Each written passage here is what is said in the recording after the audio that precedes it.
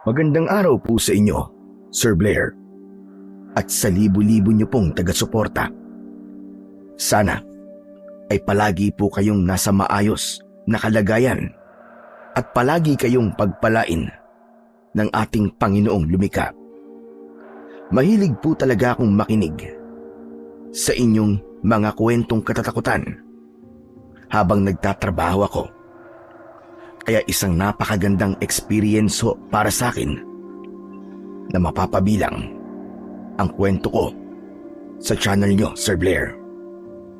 Sa kwentong ibabahagi ko ay napatunayan ko na kailanman ay hindi nananalo ang kasamaan sa kabutihan. Gagawa at gagawa talaga ng paraan ang ating Panginoon para matalo ng liwanag ang kadiliman. Sana po ay magustuhan nyo ang aking ikikwento at sana kahit papano ay kapulutan nyo ito ng aral. Tawagin nyo na lamang po ako sa pangalang Jordan. At ito ang aking kwento. Lumaki ako sa isang liblib at tahimik na baryo na hindi ko nalang babanggitin kung saan. Bata pa lang ako nang pumanaw ang nanay ko nang aksidente siyang nabangga ng isang sasakyan habang tumatawid. Isa yon sa pinakamalungkot na bahagi ng aking buhay, Sir Blair. Napakasakit talagang mawalan ng magulang at hanggang ngayon ay ramdam na ramdam ko pa rin ang sakit at lungkot sa biglaang pagkawala ni nanay.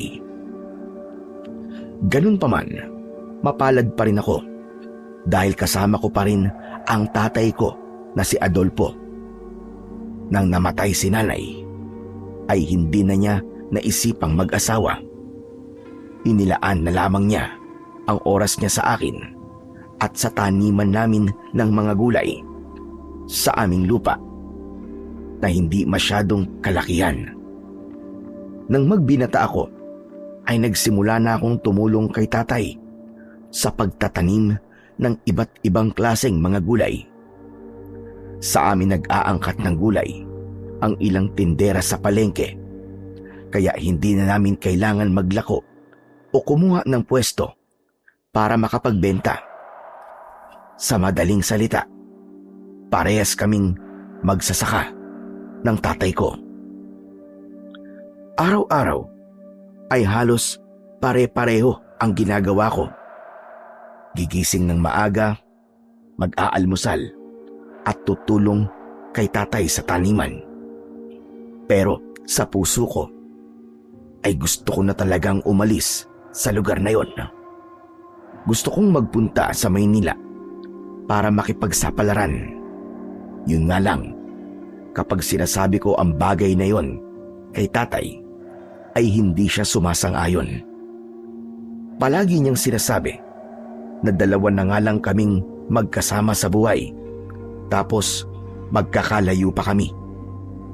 Isang hapon, katatapos lang ng gawain ko sa taniman ng mga gulay, nakahiga ako sa duyan na nasa harapan ng aming bahay.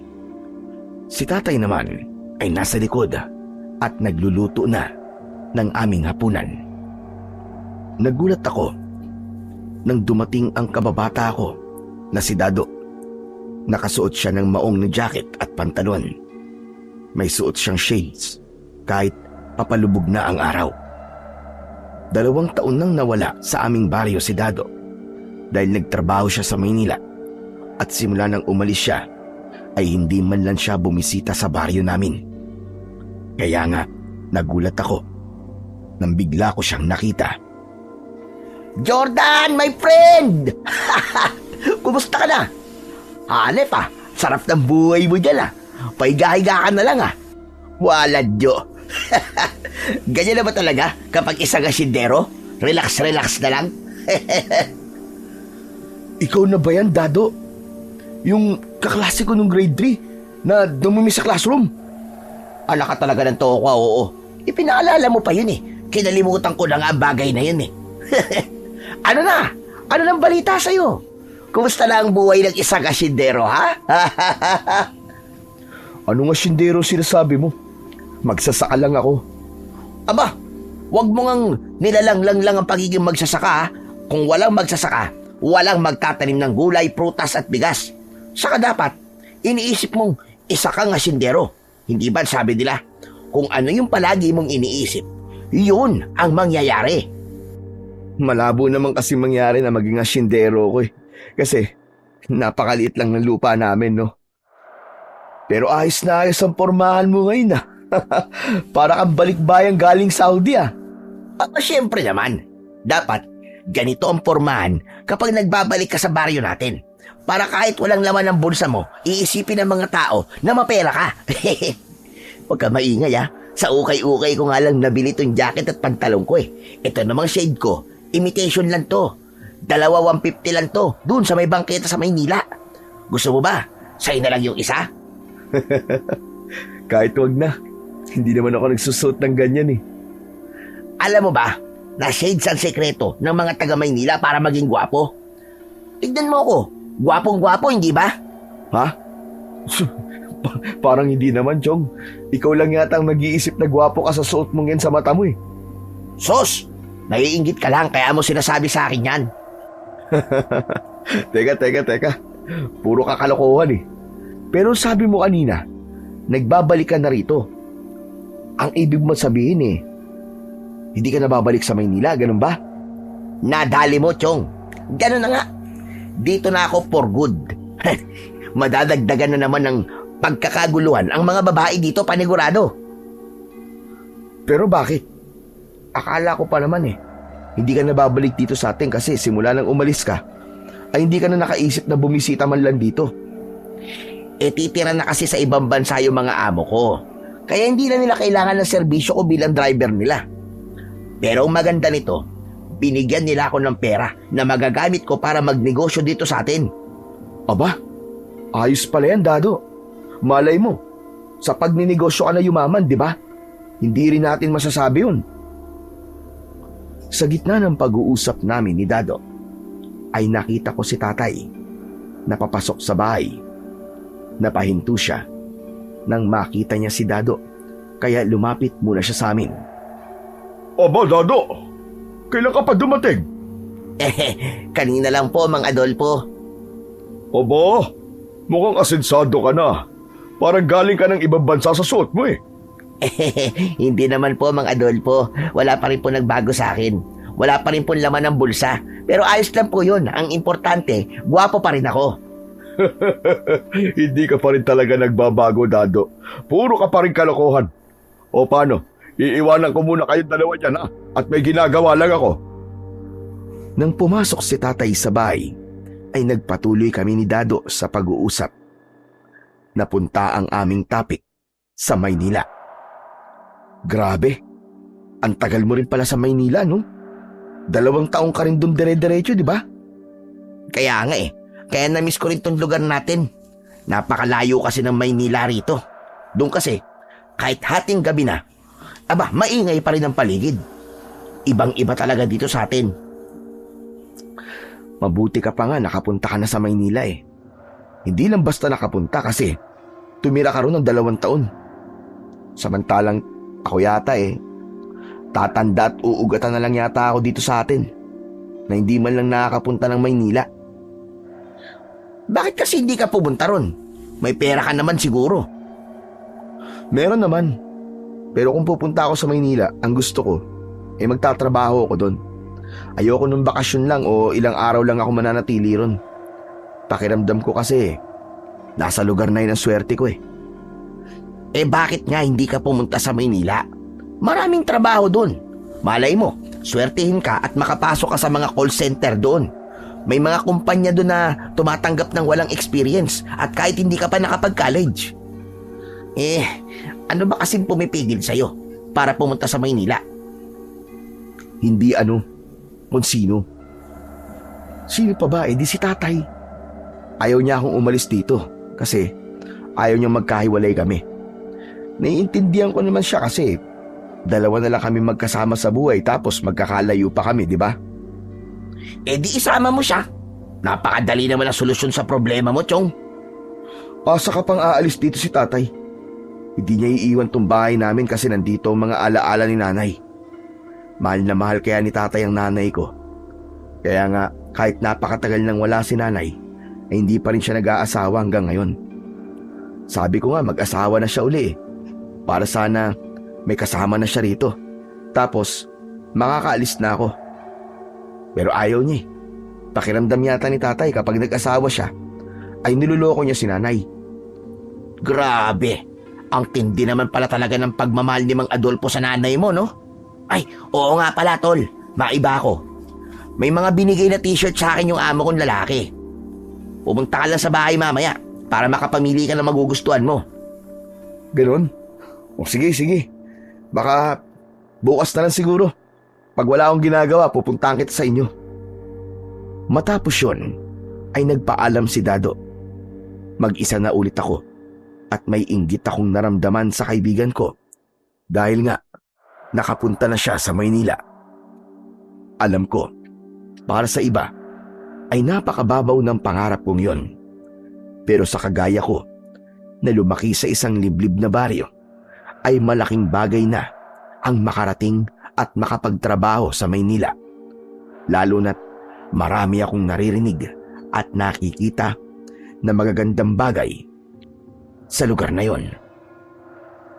Kinagabihan, habang naghahapunan kami ni tatay, ay nagkaroon ako ng kagustuhan na magpaalam sa kanya na baka pwede niya akong payagan na magtrabaho sa Maynila. Pero hindi ko siya binigla. Inunti-unti kong sabihin sa kanya ang gusto kong sabihin. Ang ganda po pala ng naging buhay ni Dado sa Maynila, no? Biruin niyo po, binigyan po siya ng pera ng mga amo niya bago siya umuwi rito. Mabait naman kasi yung si Dado. Maloko pero madaling pakisamahan. Bakit? Dito na ba ulit siya titira sa atin? Yun po ang sabi niya. Titira na raw po kasi sa ibang bansa yung mga amo niya kaya wala na po siyang trabaho. Yung perang natanggap niya, gagamitin na lang daw po niya sa pagninegosyo. Pero tay, sa palagay niyo ba, kung magtatrabaho po ako sa Maynila, ay siswertein din kaya ako kagaya ni Dado? Ay nako, mukhang alam ko na kung saan mapupunta ang usapang ito. Kung tatanungin mo ako anak, kung papayag na ba ako magtrabaho ka sa Maynila, ay hindi pa rin ang sagot ko. Pero tay, baka po nasa Maynila kasi ang swerte ko malay nyo. Makahanap po ako ron ng maayos sa trabaho na may malaking sahod. At kapag nakaipon po ako, makakabili po tayo ng lupa na pwede nating pagtaniman ng iba pang mga gulay. Walang kasiguraduhan yung mga sinasabi mo eh. Bakit? Hindi ka pa ba kontento sa buhay natin ngayon? Nakakakain naman tayo ng 3 beses o higit pa sa isang araw. Maayos ang kita natin sa gulayan. Ano pa ba ang gusto mo? Bagong buhay po, tay. Bagong buhay. Hindi po ako kontento sa buhay natin ngayon. Pero baka meron pang igaganda ang buhay natin kung magtatrabaho po ako sa ibang lugar. Ay nako, sinabi ko na sa'yo nun ang desisyon ko sa bagay na yan. Pero sige, kung gusto mo talagang umalis ay papayagan kita. Pero hindi ka na pwedeng bumalik dito sa bahay natin kapag umalis ka. Kung gusto mo sa Maynila, doon ka na lang habang buhay. Patay naman eh. Alam niyo namang hindi pwedeng hindi ako babalik dito sa atin kasi nandito kayo. Kung ayaw niyo po magkaiwalay tayo, edi kung gusto niyo tayo, sumama na lang po kayo sa akin. Tapos kumuha na lang po tayo ng tao na mag-aasikaso po sa taniman natin dito, di ba? Yan ang hindi ko gagawin.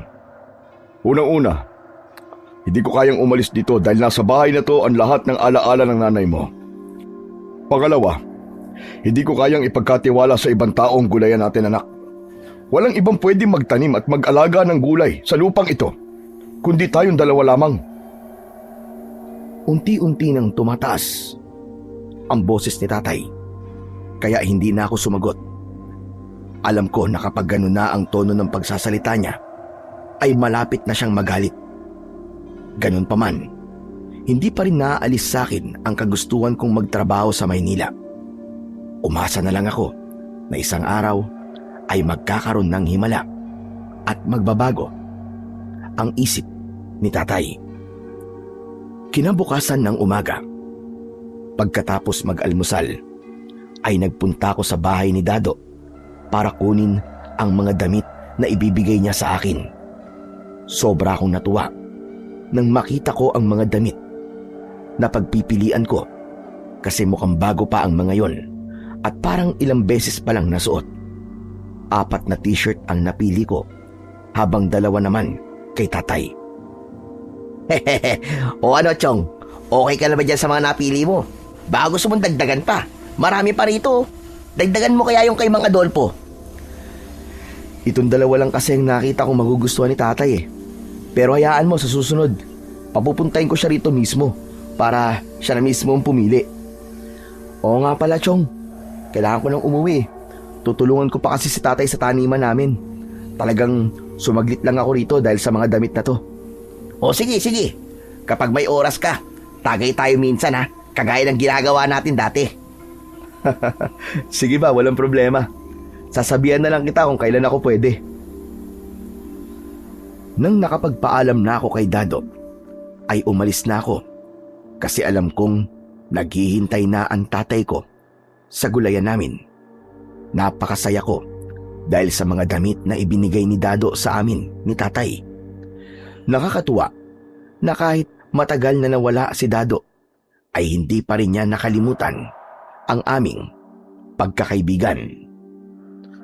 Habang naglalakad ako, ay napadaan ako sa bahay ni Aling Mirna. Napakunot noo ko dahil paalis si Aling Mirna kasama ang kanyang buong pamilya. May isang jeep na nakaparada sa harapan ng bahay nila at doon nila isinasakay ang mga gamit nila. Nagpatuloy na ako sa paglalakad hanggang sa nakauwi na ako sa amin. Nagpalit na ako ng damit na may mahabang manggas at nagsuot ako ng salakot para meron akong proteksyon sa sikat ng araw. Nagpunta ako sa likod ng bahay kung saan naroon ang aming taniman. Tumulong ako kay tatay sa pagbubungkal ng lupa. Saan ka magaling? Bigla ka na lamang nawala kanina. Sa bahay po ni Dado. May mga gamit po siyang ibinigay sa atin, tay. Ang dami pa nga po ron eh. Ang sabi po niya kapag may oras daw kayo, pumunta kayo sa kanya para kayo po mismo makapamili na magugustuhan nyo. Aba hindi ako tatanggi dyan. Para hindi na tayo bumili ng damit natin sa bayan. Kaya nga po magaganda po yung mga damit at mukhang mamahalin pa po. Sa amo po kasi yun ni Dado, siguro po, hindi niya na madadala sa ibang bansa kaya ibinigay na lang po niya kay Dado. Ay, oo nga pala tay. Nakita ko po na paalis na po sila Aling Mirna. Alam niyo po ba kung saan po sila pupunta? Aba, hindi ko alam kung saan sila pupunta. Pero nakausap ko si Mirna nung isang araw. Ang sabi niya, ibinenta niya na ang lupa niya sa isang negosyante mula sa syudad. Balak yatang magtayo ng asyenda dito sa baryo natin. Sayang naman po yung lupa ni Aling Mirna. Hindi po ba tay siya pong may pinakamalaking taniman ng nyug dito sa atin? Sinabi mo pa. Sabi ko nga kay Mirna yung ibabayad sa kanya sa pagbebenta ng lupa niya ay kikitain niya sa nyugan niya pagdating ng panahon. Wala Ang gusto niya yata ay yung mabilis ang pera. Ayoko naman makialam at sabihin sa kanya na mali ang desisyon niya. Hindi naman sa akin ang lupa niya kaya wala akong karapatang makialam. Pero ang sabi niyo po tay, binili po ng negosyante yung lupa ni Aling Mirna kasi gagawing asyenda. Opo, malaki ang lupa ni Aling Mirna. Pero parang hindi po sapat ang laki ng lupang yon para gawing asyenda, tay. Yan nga din ang naisip ko nang nakausap ko si Mirna Pero yun ang sinabi niya sa akin Tignan na lang natin sa mga susunod na araw kung ano ba talaga ang gagawin sa lupang yon. Tumangu-tango na lang ako at itinuon ko ang aking atensyon sa ginagawa ko. Naisip ko na napakalaki siguro ng ibinayad kay Aling Mirna para pumayag siya na ibenta ang kanyang lupa. Naalala ko kasi na nakausap ko noon si Aling Mirna at sinabi niya na hindi niya ibibenta ang lupa niya dahil pamana pa yon ng kanilang ina. Pero gaya ng sinabi ni tatay, wala kami sa posisyon para makialam sa desisyon ni Aling Mirna. Siguro naman ay pinag-isipan niya ng gusto ang bagay na yon bago siya nagdesisyong ibenta ang kanyang lupa. Sa mga sumunod na araw ay napansin namin na may mga pamilya na bigla na lamang umalis sa aming baryo. Base sa mga kwentong narinig namin, ay ibinenta na rin ng mga umaalis ang lupa nila sa negosyanteng bumili rin sa lupa ni Aling Mirna. Isang umaga, sa almusal, ay napag-usapan namin ni tatay ang tungkol sa bagay na yon. Grabe. Parami na ng parami nagbebenta ng lupa dito sa atin. Ang akala ko ay si Mirna ang una't huling gagawa nun. Pero may mga sumunod pa pala. Kaya nga po tay, nakakalungkot po na mas pinili po nilang ibenta ang kanilang lupa. Pero wala po tayong magagawa sa bagay na yan kasi mahirap po makialam sa desisyon nila. Pero sa nangyayari po ngayon tay, mukhang totoo po yung sinabi sa inyo ni Aling Mirna na balak magtayo ng asyenda rito ng mayamang negosyante na yun kasi iniisa-isa po niyang bili ng mga lupa dito sa atin eh.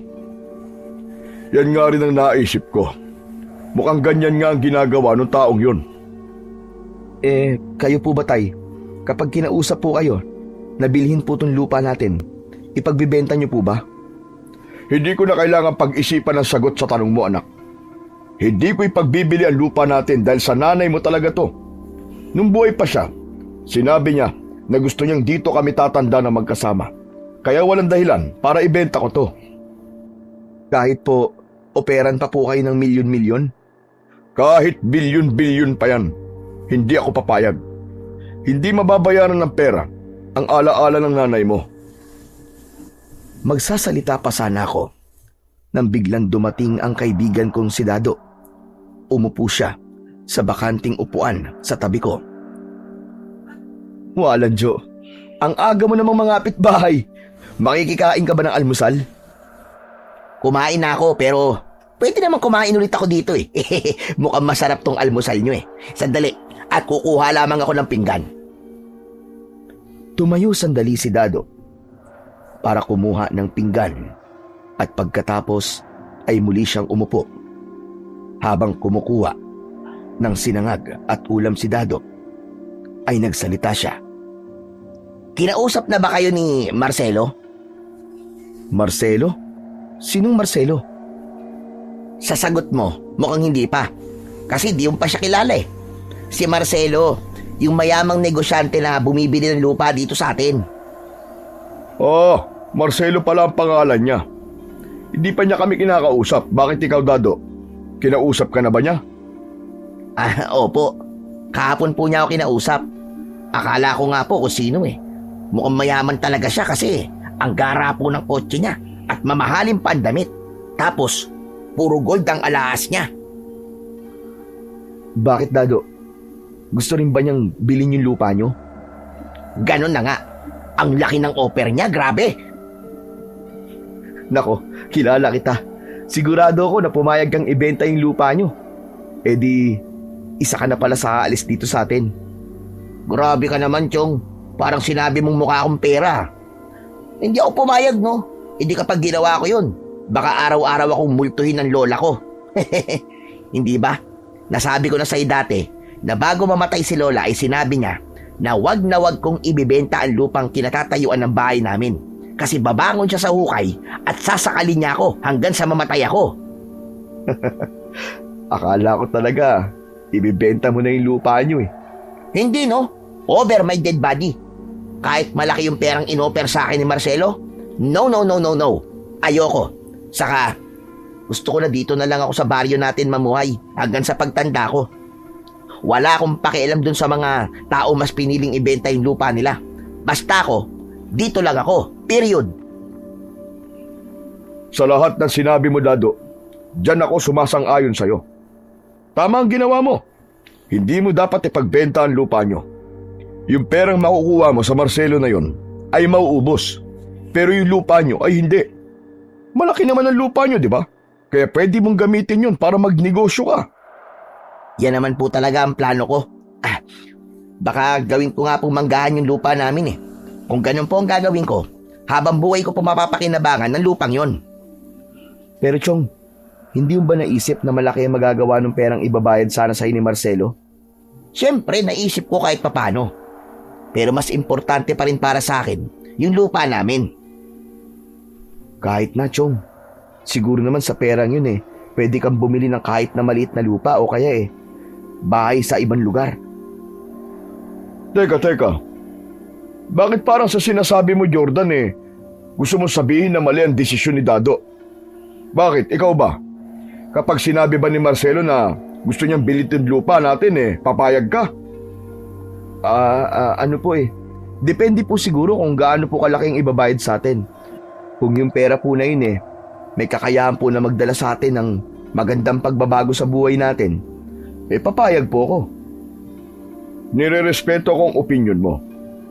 Pero gaya na sinabi ko kanina, kahit gaano pa kalaki ang ibayad sa akin, ay hindi ko ibibenta tong lupa natin. Wala akong pakialam kung tayo maging dahilan para hindi matuloy ang asyendang itatayo rito. Basta yun ang desisyon ko. Hindi na ako nakipagtalo pa sa tatay ko kasi alam kong hindi ako mananalo sa kanya. Pero nang sandaling yon ay naisip ko na kung bibilin sa malaking halaga ang lupa namin ay malaki rin ang mababago sa buhay namin. Maaari kaming makabili ng lupa at bahay sa mas progresibong lugar o kaya baka makapagpatuloy pa ako sa pag-aaral sa kolehiyo. Pero sigurado ko na malabong mangyari ang bagay na yon dahil alam kong desidido si tatay na huwag ipagbenta ang aming lupa. Makalipas ang ilang araw, ay isang hindi inaasahang bisita ang dumating sa aming bahay. Walang iba kundi ang taong bumibili ng lupa sa aming baryo. Si Marcelo. Isa siyang matandang lalaki na sa tingin ko ay nasa 60 na ang edad, pero matikas pa rin ang pangangatawan. Seryoso palagi ang mukha niya na para bang hindi siya marunong ngumiti. Nang dumating siya sa bahay, ay wala si tatay. Kaya ako ang nagpapasok sa kanya. Agad naman siyang nagpakilala, kaya nalaman ko na siya si Marcelo. Magtatagal pa ba bago dumating ang tatay mo? Pauwi na rin po siguro yun. Bumili lang po siya ng binhi sa kabilang baryo Kanina pa po siya umalis kaya sigurado po ako na maya-maya lang po nandito na po siya. Baka naman pwedeng ikaw na lang ang kausapin ko tungkol sa dahilan kung bakit ako nandito. Tungkol po ba sa lupa namin? Hindi po ba kayo po yung nakabili po ng lupa ng ibang tao dito sa lugar namin? Nakarating na rin pala sa'yo ang tungkol sa akin. Alam mo na pala ang pakay ko. Kaya ikaw na lamang ang kakausapin ko. Pasensya na po kayo. Pero si tatay po talaga ang dapat niyong kausapin. Sa kanya po kasi nakapangalan ng lupang to Nalipat po sa kanya to nang mamatay po ang nanay ko. Pero kung nagmamadali po kayo, ay pwede po kayong bumalik bukas. Agahan niyo po para wala po kaming ginagawa. Maghapon po kasi kaming nasa taniman ng gulay kaya baka hindi po namin kayo maharap kung di niyo po aagahan. Ayokong sayangin ang pagpunta ko rito. Kaya hihintayin ko na lamang ang tatay mo. Kayo po ang bahala. May gusto po ba kayong inumin? Meron ba kayong whiskey rito o rum? Nako, wala po kaming alak dito Tubig at kape lang po may bibigay ko sa inyo. Kung gano'n ay wag na. Ayos lang ako. Matapos yun, ay isang mahabang katahimikan ang namagitan sa aming dalawa ni Marcelo. Sa totoo lang, ay naiilang akong kausapin siya dahil halatang napakayaman niya. Tama nga ang sinabi ni Dado na napakaraming gintong alahas ni Marcelo at ang kasuotan niya ay halatang mamahalin. Maya-maya pa ay dumating na si tatay. Napakunot siya nang nakita niya si Marcelo. Agad na tumayo si Marcelo at inilahad niya ang isa niyang kamay kay tatay. May pag-aalinlangan na nakipagkamay si tatay kay Marcelo. Magandang umaga. Ikaw siguro si Adolfo. Tama ba ako? Ako nga ho. Sino ho ba kayo? Ako si Marcelo. Nandito ako para sa isang napakahalagang bagay. Ang sabi ng anak mo ay ikaw ang kailangan kong kausapin. Kung ganun, ikaw pala yung sinasabi nilang Marcelo. Alam ko kung bakit ka nandito. At wala tayong dapat pag-usapan. Hindi ko ipagbibili ang lupa ko. Ang bilis mo naman yata magdesisyon. Bakit hindi mo muna basahin itong papeles na dala ko? Nandito ang lahat ng kailangan mo malaman. Lalo na ang presyo. Kung magkano ko bibili ng lupa mo. Hindi ko na yan kailangan basahin pa. Pasensya ka na. Pero hindi ko ipagbibenta ang lupa ko. Kung wala ka na sasabihin ay maaari ka nang umalis. Marami pa kaming gagawin ng anak ko. Mukhang bago pa pala ako pumunta rito. Ay nakapagdesisyon ka na. Pero iiwanan ko pa rin ang papeles dito. Baka bigla ka magkaroon ng interes na basahin. At kapag nabasa mo, ang nilalaman nito ay magbago ang isip mo. O sige, aalis na ako. Maraming salamat sa inyo. Hinilapag ni Marcelo ang isang brown envelope sa upuan at saka siya lumabas ng aming bahay. Napapailing na tumingin sa akin si tatay. Bakit mo pinapasok ang taong yun dito? Nakakahiya naman po kasi tay kung sa labas ko lang po siya paghihintayin. Ang init-init po sa labas eh. Dapat kasi, nang nalaman mong siya si Marcelo ay sinabi mo na kagad na hindi tayo interesadong ipagbenta ang ating lupa. Tay, ayoko po kasi makialam sa bagay na yan kaya naisip ko na mas makabubuti kung kayo po magsasabi sa kanya. Pero ano po kaya ang laman ng brown envelope na yan, tay? Kinuha ko ang brown envelope. Mula roon ay inilabas ko ang isang papel. Tahimik ko yung binasa at nagulat ako sa mga nabasa ko roon. Tay, napakalaki pala ng ibabayad sa atin ng Marcelo. Kung sakaling papayag tayong ibenta tong lupa natin. Tapos, bibigyan pa po niya tayo ng isang condo unit sa Manila. Hindi po ba yung condo yung bahay po na nasa isang mataas na building? Kung papayag pala tayo sa gusto niya tay, magkakaroon pa rin po tayo ng bahay tapos sa Maynila pa po. At talagang nagpasilaw ka sa mga nakalagay dyan. Kahit nabigyan niya pa tayo ng mansyon, ay hindi ako papayag sa gusto niya mangyari. Manigas siya. Akin na ngayon, ang dapat dyan, tinatapon. Inagaw ni tatay sa akin ang papel at nilukot niya yon. May kasamang gigil na itinapon niya yon sa labas ng bintana. Nakaramdam ako ng panghihinayang. Para sa akin ay mas maganda kung ibibenta na ni tatay kay Marcelo ang lupa namin. Bukod kasi sa pera, ay magkakaroon pa kami ng tirahan sa Maynila. Tama nga ako na malaki ang pagbabagong mangyayari sa amin kung ibibenta namin ang aming lupa. Pero dahil si tatay ang masusunod pagdating sa bagay na yon, ay wala na akong ibang magagawa kundi ang manghinayang. Makalipas ang ilang buwan, ay sinimulan na ang pagtatayo ng malaking bahay ni Marcelo sa aming baryo. Sa tuwing napapadaan ako roon, ay hindi ko maiwasang mamangha. Kahit hindi pa tapos ang bahay dahil talagang napakalaki nun. Kung merong mga taong mabilis na nakumbinsi ni Marcelo na ipagbili ang lupa nila, ay meron ding kagaya ni tatay na tumanggi sa alok ni Marcelo. Paminsan-minsan ay kinakausap ko si tatay tungkol sa bagay na yon at sinasabi ko sa kanya ang magagandang bagay na pwedeng mangyari sa amin kapag binili ni Marcelo ang lupa namin. Pero iisang sagot lang ang natatanggap ko. Talagang ayaw ni tatay na ipagbili ang lupa namin. Hindi naman para lang sa akin kung bakit ko gustong magkaroon kami ng malaking pera. Para sa amin yun, ni tatay. Ayokong habang buhay kaming magsasaka at araw-araw na nakabilad sa matinding sikat ng araw. Gusto ko na magkaroon kami ng komportabling buhay. Matapos ang mahigit 1 taon, ay tuluyan nang natapos ang malaking bahay ni Marcelo. Marami ang namangha sa ganda ng bahay niya. Meron yung mataas na gate at malawak na bakuran. Hanggang isang araw, habang abala kami ni tatay sa pagdidilig sa gulayan, ay humahangos na dumating si Dado. Kinabahan ako dahil bakas sa mukha niya ang labis na pagkabahala. Mang Adolfo! Jordan! Alam niyo na ba ang nangyari kay Mang Erning? Ha? Bakit? Ano nangyari kay Mang Erning? Wala na siya. Patay na si Mang Erning. Ano? Totoo ba yung sinasabi mo, Dado? Opo, Mang Adolfo. Nagsasabi po ako ng totoo. Ano raw ang ikinamatay ni Mang Erning? Pinatay po siya, Mang Adolfo. Nakita po ang katawan niya sa likod ng bahay niya. Duguan at napakarami po sugat.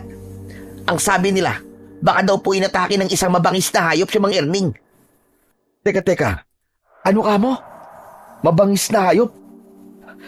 Kailan pa nagkaroon ng mabangis na hayop dito sa atin? Wala namang malapit na gubat dito.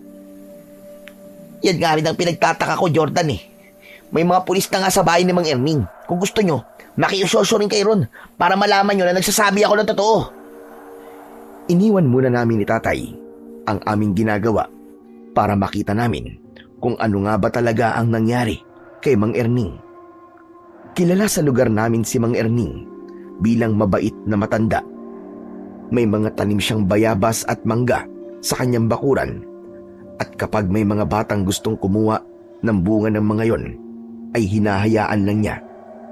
Mag-isa na lang siya sa buhay, at isa siya sa mga taong kinausap ni Marcelo para bilhin ang lupa nito, pero hindi siya pumayag.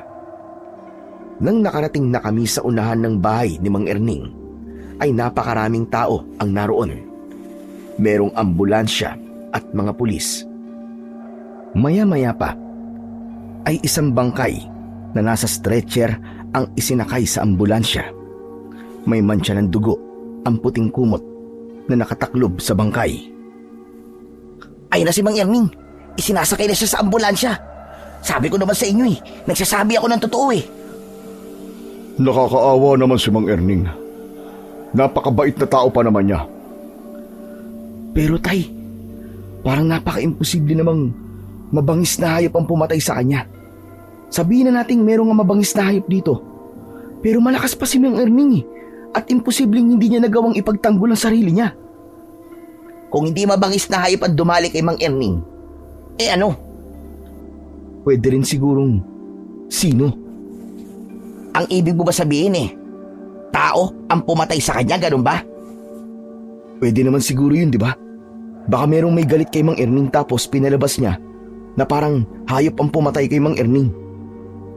Huwag muna tayo mag-isip ng kung ano-ano. Hayaan natin ang mga pulis na magsagawa ng kanilang investigasyon. Sigurado ako na kung tao nga ang pumatay kay Mang Erning, ay mapaparusahan din siya. Awang-awa ako kay Mang Erning dahil sa kamatayan na kanyang sinapit. Hindi ko na kailangang makita ang katawan niya para masabi ko na pinatay siya sa hindi makataong paraan. Doon pa lang, sa dami ng dugo, sa kumot na nakataklob sa katawan niya, ay masasabi ko na napakarami niyang sugat at talagang nakaranas siya ng matinding hirap at sakit bago siya nalagutan ng hininga. Naging palaisipan sa aming lahat ang pagkamatay na yon ni Mang Erning. Maraming haka-haka ang kumalat at ang lahat ay merong opinyon kung paano pinatay ang kaawa-awang matanda. Bago ilibing si Mang Erning, ay lumabas na ang resulta ng investigasyon ng mga pulis. At ayon sa kanila, ay isang ang mabangis na hayop ang talagang pumatay kay Mang Erning. Yun nga lang, hindi masabi ng mga pulis kung anong klaseng hayop yun. Simula noon, ay nagkaroon na kami ng takot. Natakot kami na baka nasa paligid pa rin yung mabangis na hayop na pumatay kay Mang Erning. Tuwing gabi, Bago kami matulog ni tatay, ay naglalagay kami ng harang na tabla sa pinto at bintana. Iniisip kasi namin na baka habang tulog kami ay subukang pumasok ng hayop na yon sa bahay namin. Habang magkatabi kami ni tatay sa papag isang gabi para matulog na, ay nakatingin ako sa kawalan. Simula nang mangyari ang pagpatay kay Mang Erning, ay nahirapan na akong matulog. Tay? Bakit gising ka pa? Matulog ka na kasi maaga pa tayo bukas. Kailangan natin maaga mag-ani bukas ng pechay dahil may kukuha nung bukas ng alas 8 ng umaga. Kayo nga rin po tay, gising pa eh. Di rin po ba kayo makatulog kagaya ko? Ay naku, ewan ko ba. Para kasing hindi na ako nakatulog ng maayos simula nang patayin si Mang Erning. Parehas po pala tayo, tay. Sa tingin niyo po ba, tay, mabangis na hayop po talaga ang pumatay kay Mang Erning? Hindi ba yun ang sinabi ng mga pulis? Eh di paniwalaan na lang natin. Hindi ko po alam, tay, pero malakas po talaga ang kutob ko na nagkamali ang mga pulis sa investigasyon nila. Dapat po siguro mag-imbestiga ulit sila at baka may makita silang bagong ebidensya. Ano ba sinasabi mo? Ibig mo ba sabihin tao ang pumatay kay Erning? Ganun na nga po, tay. O sige, sabihin na nating tao ang pumatay sa kanya. Pero sino naman ang gagawa ng ganung karumal-dumal na pagpatay sa kanya? Sige nga. Aba, napakabait na tao ni Erning. Wala siyang kaaway o kagalit dito sa lugar natin. Kaya alisin mo na sa utak mo na tao ang pumatay sa kanya. Baka naman gusto mong palitan ng mga pulis sa pag-iimbestiga. Pambihira kang bata ka, oo. Tay, nagsasabi lang naman po ako ng opinyon ko. Sarilinin mo na lamang ang opinyon mong yan at wag mo nang ipagsabi sa iba dahil baka pagtawanan ka lang. Huwag ka nang mag-isip ng kung ano-ano tungkol sa kung sino o ano ang pumatay kay Erning. Hala, sige na, matulog ka na. Maaga pa tayo bukas. Tumalikod ng pagkakahiga si tatay sa akin, pero nanatili pa rin akong gising. Hindi ko maintindihan kung bakit naiisip ko na hindi pa ron natatapos ang lahat at may pakiramdam ako na ang pagkamatay ni Mang Erning ay simula pa lamang ng hindi magagandang nangyayari sa baryo namin. Hindi nga ako nagkamali sa naisip ko na yon dahil makalipas ang 2 araw ay pinatay naman ang mga alagang baboy ng kapitbahay namin. Kalunos-lunos ang itsura ng mga baboy dahil sa dami ng kagat at kalmot sa kanilang katawan. Mas lalong tumibay ang paniniwala ng mga tao na meron talagang gumagalang mabangis na hayop tuwing gabi. Isang hapon ay inaya ako ni tatay na magpunta sa palengke para bumili ng pang-ulam namin mamayang hapunan. Pagdating namin sa palengke ay bumili kami ng bangus at mga gulay dahil ang gusto ni tatay ay magluto ng sinigang na bangus. Bumili rin kami ng kalahating sako ng bigas at dahil nagtitipid ay mas pinili namin na maglakad. Sa paglalakad namin ay nagulat kami nang may bumusinang sasakyan sa aming likuran. Paglingon namin ay isang magarang kotse ang aming nakita. Umandar yun ng maraan at huminto sa tabi namin. Bumaba ang bintana sa tabi ng driver at doon namin nalaman na si Marcelo pala ang sakay ng kotse. Sir Marcelo, kayo ho pala yan. Pauwi na ba kayo? Sumakay na kayo at ihahatid ko na kayo. Hindi na kailangan. Mas gusto namin maglakad. Medyo malayo pa ang bahay nyo. Saka may dala pa kayong bigas. Nagmamagandang loob lang naman ako. Sige na, sumakay na kayo. Alam kong pagod kayo dahil maghapon kayo nagtatrabaho sa inyong taniman. Ay, sige na po, pumayag na po kayo. Ang sakit na po kasi ng braso ko sa pagbubuhat nitong bigas eh. Saka medyo dumidilim na rin po. Baka anong oras na po tayo nito makapaghapunan kung di po tayo kagad makakauwi sa bahay. Ilang segundong hindi nagsalita si tatay. Pero sa huli ay pumayag na rin siya. Sa likod umupo si tatay habang ako naman ay sa unahan. Kaya katabi ko si Marcelo. Nang umandar na ang kotse, ay iginala ko ang aking mata sa loob ng kotse.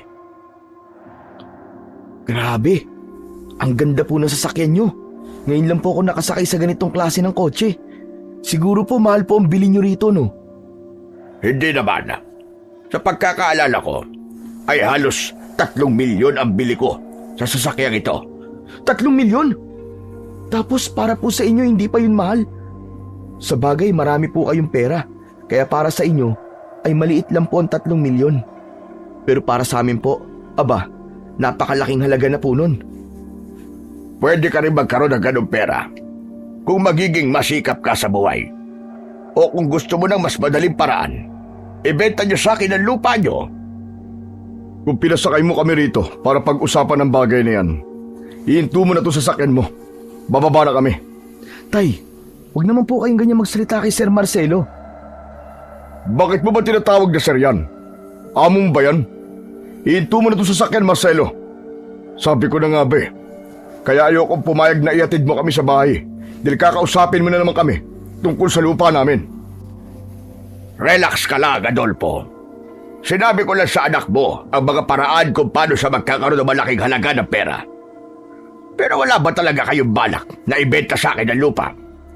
Napansin nyo naman siguro na marami lang nagbenta ng lupa nila sa akin sa baryong to. At sigurado ko na sa ngayon ay mas maganda na ang buhay nila. Huwag mo kong itulad sa kanila. Kahit sa panaginip ay hindi ko nakikitang ibibenta ko sa iyo ang lupa namin. Sige na, ihinto mo na tong kotse mo. Bababa na kami. Salamat na lang. Nagulat ako nang biglang tinapakan ni Marcelo ang preno. Dahil hindi ako naka-seatbelt ay muntik na akong mapasubsob sa unahan. Mabuti at mabilis kong naituon ang aking mga kamay. Nang tignan ko si Marcelo, ay seryoso siyang nakatingin sa unahan habang nagngangalit ang panga. Kinabahan ako dahil parang galit siya. Alam nyo, balak kong gawing asenda ang buong baryong ito. At hindi ko yung magagawa kung hindi nyo ibibenta ang lahat ng lupa nyo sa akin. Nagkamali ka ng baryo na pili para pagtayuan ang asyenda mo. Hindi lahat ng tao rito ay masisilaw sa pera mo. Marami pa rin dito ang kagaya ko na hindi kayang iwanan ang lugar na ito. Bumaba na kayo. Sinira nyo lang ang araw ko. Tahimik kaming bumaba ni tatay. Mabilis na umandar palayo ang kotse ni Marcelo. Nang sandaling yon, ay napakalakas ng kabog ng dibdib ko. Akala ko kasi ay magkakaroon kanina ng sakitan sa pagitan ni tatay at ni Marcelo. Nakita mo na ang nangyari? Sinabi ko na kasing huwag na tayo sumakay eh. Pero ikaw ito mapilit. Hindi ko naman po alam na babanggitin niya po yung tungkol sa lupa natin eh. Kaya sa susunod, ay huwag ka na makikipag-usap sa taong yon. Kasi isa lang ang sasabihin niya. At napag-usapan na natin ang tungkol sa bagay na yon. Ayoko nang paulit-ulit. Sige na, buhati mo na yung bigas para makauwi na tayo. Pinasan ko na ang bigas at nagpatuloy na kami ni tatay sa paglalakad. Hindi ko maiwasang isipin ang magiging buhay namin kung sakaling ibibenta namin kay Marcelo ang lupa namin. Naisip ko na nakatira na kami ni tatay sa isang magandang bahay sa Maynila. Tapos merong kaming maliit na negosyo. Pero nalungkot ako kasi napagtanto ko na lahat ng nasa utak ko ay hanggang pangarap na lamang. Isang umaga, napadaan ako sa bahay ni Marcelo. Huminto muna ako sandali sa harapan ng mataas na gate para pagmasdan ang napakalaking bahay. Ganong bahay kasi ang pangarap ko para sa amin ni tatay. Nagulat ako nang biglang bumukas ang pinto ng bahay at lumabas si Marcelo. Aalis na sana ako pero bigla niya akong tinawag.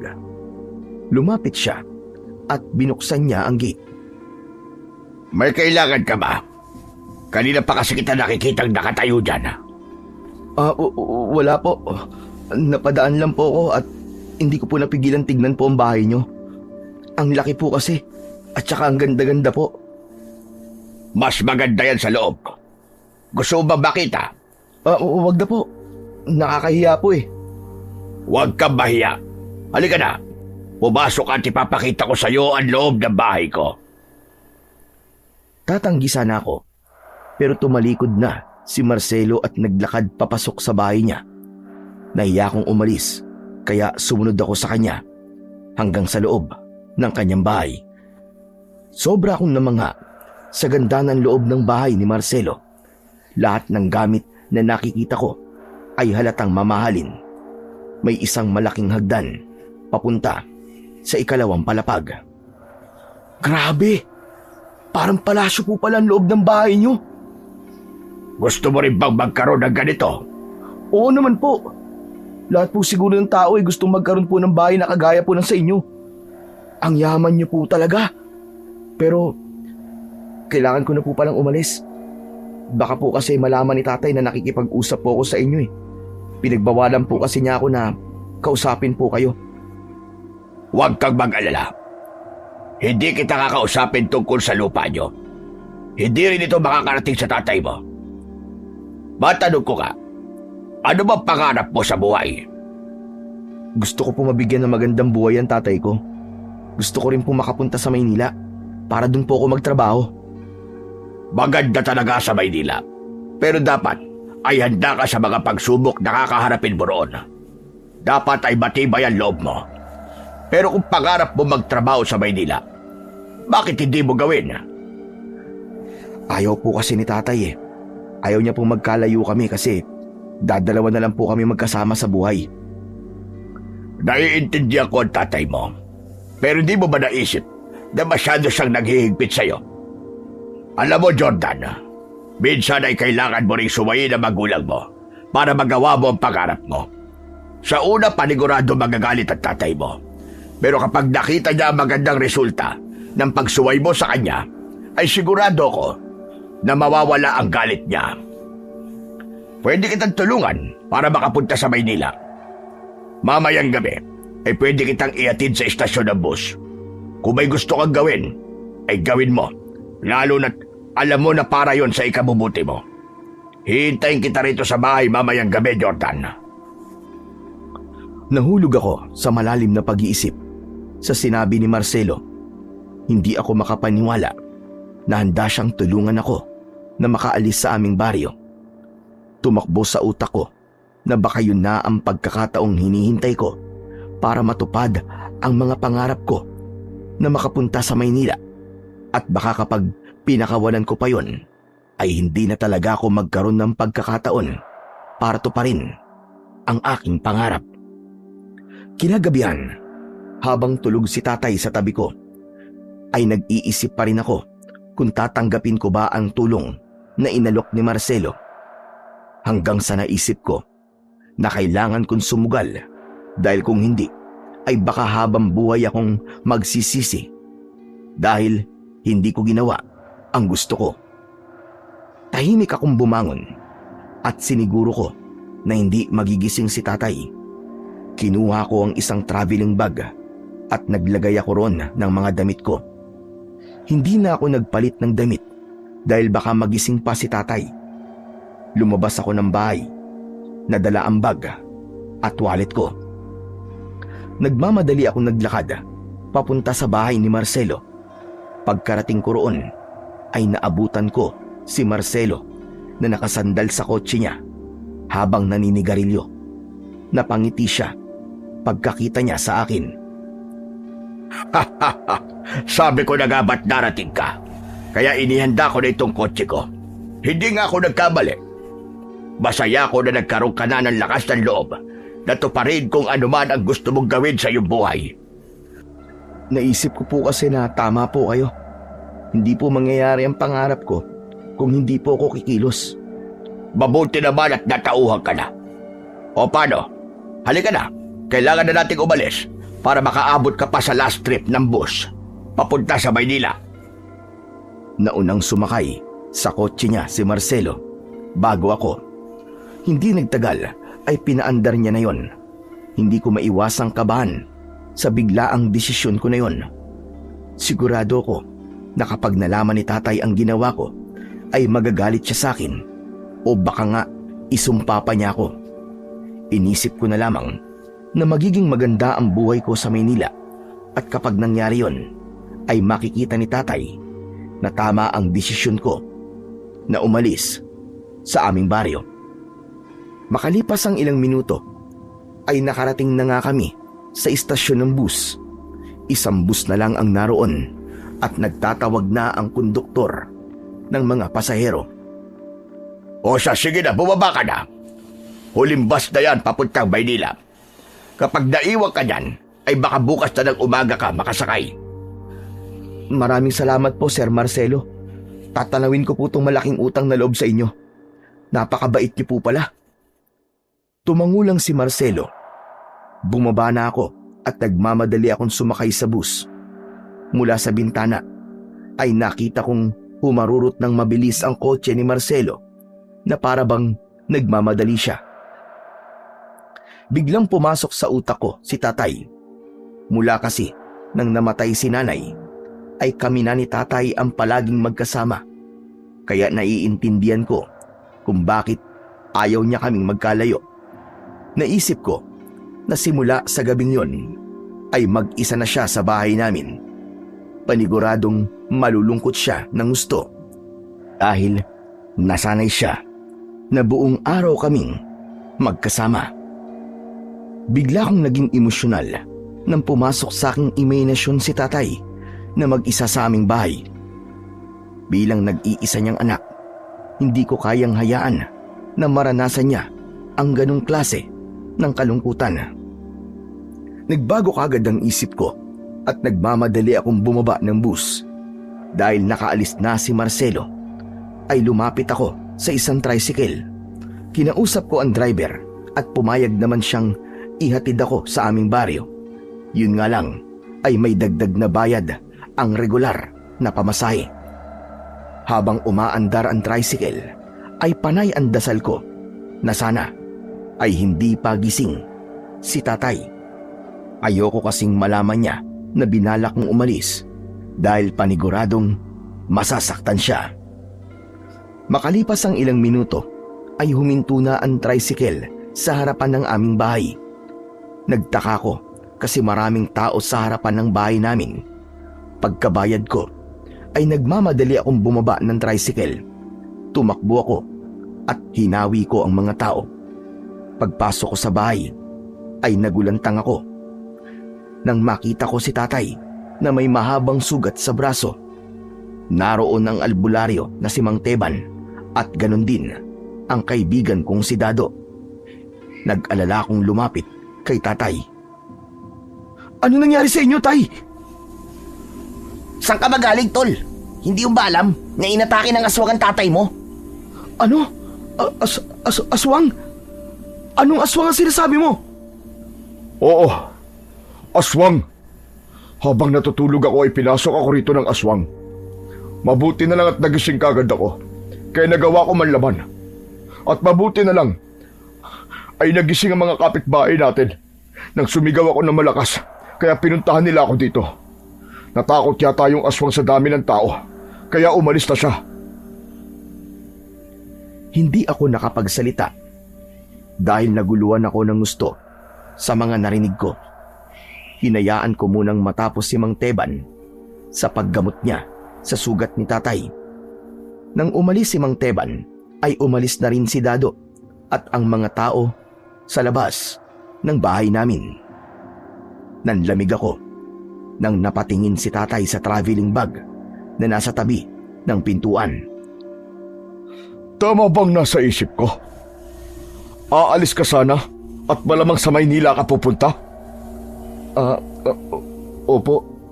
Pero nung nakasakay na po ako ng bus, ay biglang nagbago po ang isip ko kaya bumalik po ako.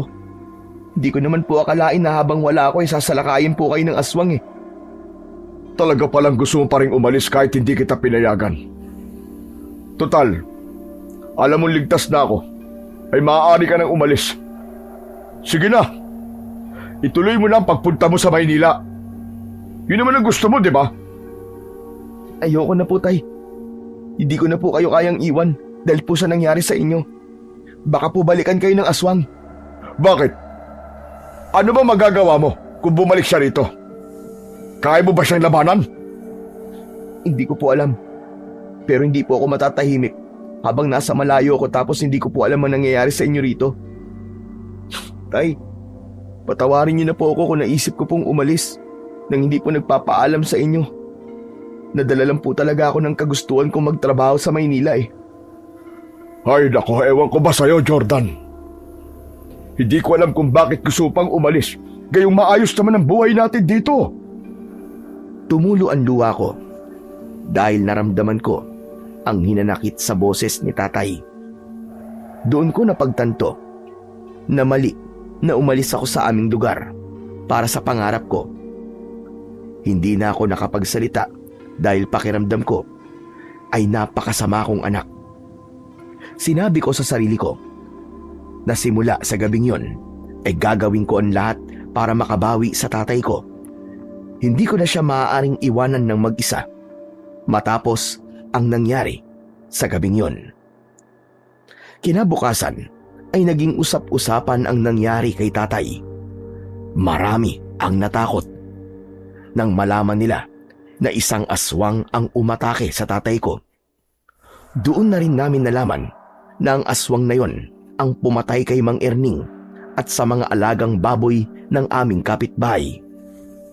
Mas lalo kaming natakot, kaya maaga pa lang ay halos wala ng mga tao na nasa labas. Lahat ay nagkukulong sa loob ng bahay nila. Kapag madilim na, ramdam ko ang panlalamig ni tatay sa akin. Kinakausap lang niya ako kapag meron siyang iuutos o kaya naman ay sasabihin tungkol sa taniman. Pero bukod doon, ay wala na siyang ibang sinasabi sa akin. Alam ko na kaya siya ganon ay dahil nagtatampo pa rin siya dahil binala kong umalis at iwan siya. Inintindi ko na lang si tatay dahil alam ko na normal na makaramdam siya ng ganon matapos ng ginawa ko. Hanggang sa muling nabulabog ang aming baryo nang isang tao na naman ang pinatay ng aswang. Isang matandang babae na mag-isang nakatira sa kanyang kubo. Habang nakatambay ako sa duyan sa labas ng aming bahay, ay dumating bigla si Dado at napag-usapan namin ang tungkol sa bagong biktima ng aswang. Grabe pala yung nangyari doon sa matandang pinatay ng aswang, Chong. Alam mo bang halos wala na raw dugo yung matanda nung nakita yung katawan niya sa loob mismo ng bahay niya? Narinig ko na nga na pinag-uusapan kanina sa tindahan. Iniisip ko palang yung nangyari sa matanda. Diyos ko, kinikilabutan na talaga ako. Pero alam mo ba yung matandang yon ay isa sa mga kinausap ni Marcelo. Gusto rin kasing bili ni Marcelo yung lupa niya, pero hindi pumayag yung matanda. Oh, ano namang kinalaman ni Marcelo doon? Hindi mo ba naisip na parang may pagkakapareho yung mga naging biktima ng aswang? Pare-pareho silang hindi pumayag na ibenta kay Marcelo yung lupa nila. Kahit yung kapitbahay nyo na pinatay ang mga alagang baboy. Hindi ba? Ayaw din nilang ibenta kay Marcelo ang lupa nila. Tapos ang tatay mo rin, inatake din siya ng aswang. Ang kaibahan nga lang, nakaligtas si Mang Adolfo. Alam mo, Chong, hindi kita maintindihan eh. Bakit hindi mo nalang diretsahin kung anong gusto mong sabihin sa akin? Para hindi na ako nag-iisip. Ang hirap eh. Anak nang, akala ko ba matalino ka, Chong? Ang bagal mo naman makuha ang gusto kong sabihin. O sige. Hindi na ako magpapaligoy-ligoy. Naisip ko kasi na baka may kinalaman si Marcelo sa patayan na nangyayari dito sa atin. Sandali. Ano bang gusto mong sabihin? Si Marcelo ang aswang, ganun ba? Yun! Nadali mo rin sa wakas. Nababaliw ka na ba? Bakit naman magiging aswang si Marcelo? Ang bait-bait ng tao. Tong, sa'yo ko lang to sasabihin ha. At wag mong sasabihin kahit na kanino, lalong-lalo na kay tatay. Si Marcelo kasi tumulong sa akin nung nagbalak akong umalis. Siyang nag-offer sa akin na ihahatid ako sa estasyon ng bus. Talaga? Ginawa niya yun? Oo nga. Kaya imposible yung sinasabi mo na aswang siya. Pero alam mo, Sa sinabi mo na yan, ay mas lalong lumakas ang hinala ko na aswang talaga si Marcelo. Bakit naman? Hindi mo ba naisip? Baka sinadya niyang paalisin ka para patayin niya ang tatay mo. Siyempre, kung dalawa nga lamang kayo, napapatayin niya nung gabing yon, ay mahihirapan siya. Kaya tinulungan kanyang umalis. Tapos, sakto pa na inatake ng aswang ang bahay niyo nung binalak mong umalis. Nakukuha mo ba ang sinasabi ko sa'yo? Bigla kong tumahimik para pag-isipan ang mga sinabi ni Dado. Inisip ko na tama ang mga sinabi niya, pero hindi pa rin ako nakumbinsi na isang aswang si Sir Marcelo. Bago umalis si Dado, ay sinabi niya sa akin na huwag ko munang sasabihin sa iba ang mga hinala niya, lalong-lalo na sa tatay ko. Aniya, ay ayaw niyang magpakalat ng akusasyon nang hindi pa siya sigurado kung isa nga bang aswang si Sir Marcelo. Kahit hindi ako kumbinsido sa mga sinabi sa akin ni Dado, ay pinag-isipan ko pa rin yun. Mas lalo akong hindi nakatulog tuwing gabi dahil sa pag-iisip. Nakuha ko naman na yung mga taong naging biktima ng aswang ay pare-parehong hindi pumayag na ibenta kay Sir Marcelo ang lupa nila. Pero para sa akin ay hindi yun matibay na ebidensya na aswang nga si Sir Marcelo. Yun ang nasa utak ko ng panahon na yun. Hindi naging buo ang paniniwala ko sa mga sinabi ng kaibigan ko dahil sa isang beses na pinakitaan ako ni Marcelo ng kabutihan. Sa gitna ng aking pag-iisip ay nagulat ako dahil sa magkakasunod na katok sa pinto ng aming bahay. Maging si tatay ay nagising. Agad siyang tumayo at kinuha niya ang itak sa kusina. Tumayo si tatay sa tabi ng pinto habang patuloy ang pagkatok. Sino yan? Pasensya na sa pag-aabala ko, pero gusto ko lang sanang makahingi ng tubig. Kanina pa kasi ako naglalakad at nauuhaw na ako. Nagkatinginan kami ni tatay. Kung walang aswang na umaatake sa baryo namin, ay agad naming bubuksan ang pinto at papainumin ang matandang nasa labas. Pero dahil sa takot na baka aswang ang matandang yon, ay nagkaroon kami ng alinlangan na buksan ang pinto. Pasensya na po kayo, Tatang, pero hindi ka namin pwedeng pagbuksan ng pinto. Sa ibang bahay ka na lamang humingi ng tubig. Ilang bahay na ang pinuntahan ko, pero walang nagbubukas sa akin. Ayaw nila akong tulungan. Talagang walang magbubukas ng pinto sa'yo dahil may aswang na umaatake sa lugar na to. Siguro naman ay nakukuha mo ang ibig ko sabihin, Tatang. Nag-iingat lang kami. Kaya kung ako sa inyo, ay umuwi na ho kayo bago pa kayo mapahamak. Ganun ba? Pero bago ako umalis, ay pahingi muna ako ng isang baso ng tubig. Sige na, nakikiusap ako sa inyo. Ay, kawawa naman po siya. Sige na po, painumin na po natin ang tubig nang makaalis na po siya. Eh paano? Kung isang aswang yan, baka kapag binuksan natin yung pinto, ay bigla niya tayong atakihin. Ganito na lang po. Ako po magbibigay sa kanya ng tubig. Tapos, sa likod ko lang po kayo. Kung siya nga ang aswang at bigla po siyang umatake, tagain niyo po kaagad. Baka po kasi talagang nauuhaw na siya. Kawawa naman po. Sinang-ayunan ni tatay ang sinabi ko. Kumuha ako ng isang baso ng tubig sa kusina. Bago ko buksan ang pinto, ay nagdasal muna ako na sana ay hindi ko pagsisiyan ang aking gagawin. Inalis ko ang kandado ng pinto at saka ko yun marahang binuksan. Sumilip muna ako at isang nakakaawang matandang lalaki ang nakita ko sa labas. Payat ang katawan niya at marumi ang suot niyang damit. Bakas sa mukha niya ang matinding pagod.